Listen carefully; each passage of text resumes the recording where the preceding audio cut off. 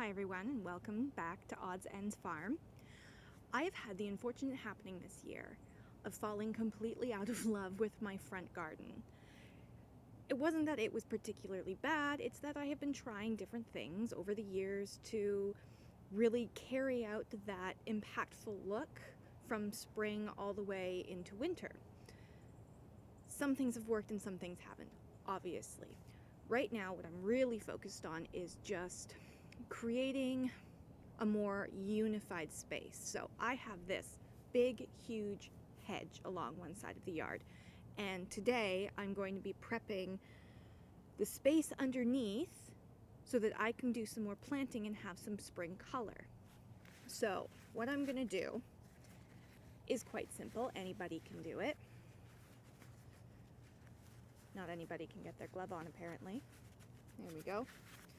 And I'm just going to reach right under here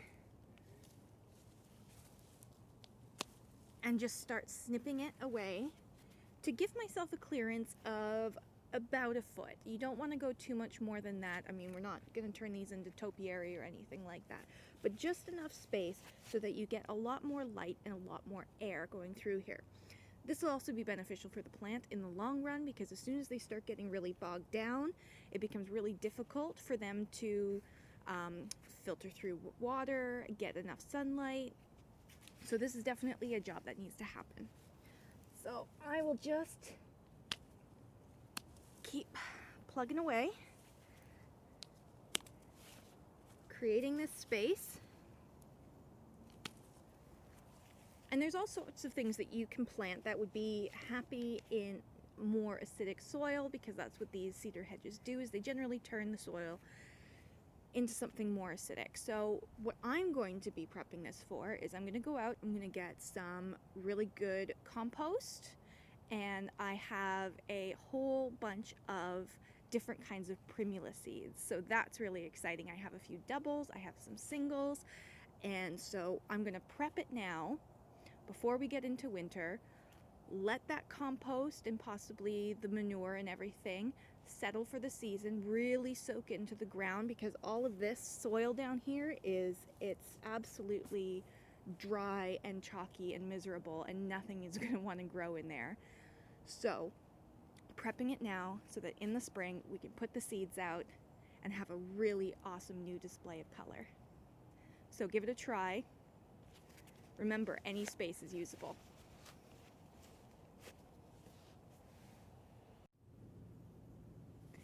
So here we go.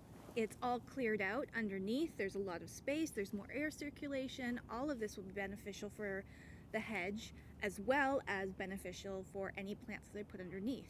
One thing I will say though, is I highly recommend you do not take your hat off while doing this, as I just pulled out probably 3 spiders from my hair. Friends! No, they didn't want, I ruined their house. They don't want to be friends with me. So, next step is I want to kind of break up this top layer a little bit, because like I said, it's really dry, it's compacted, I don't even know how to describe it, super acidic.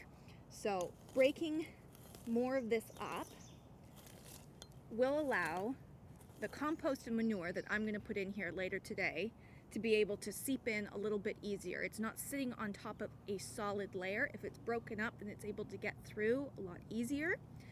And that will hopefully result in it softening up the soil enough that it'll be a great space for germinating seeds. So remember, to come along this journey with me, like and subscribe to this page for more tips, tricks, and just a little bit of garden fun. You can also check out the Instagram page, where there are lots of posts of different kinds of flower varieties that I myself grow, and a lot of information that you can use for your own home. So please hit that subscribe button, like, and I'll see you again soon. Excuse me, young lady, where did you go? I know she's in here, I just saw her. You're not welcome. I know I ruined your house, but it doesn't mean you get to move into my hair. The joys of gardening.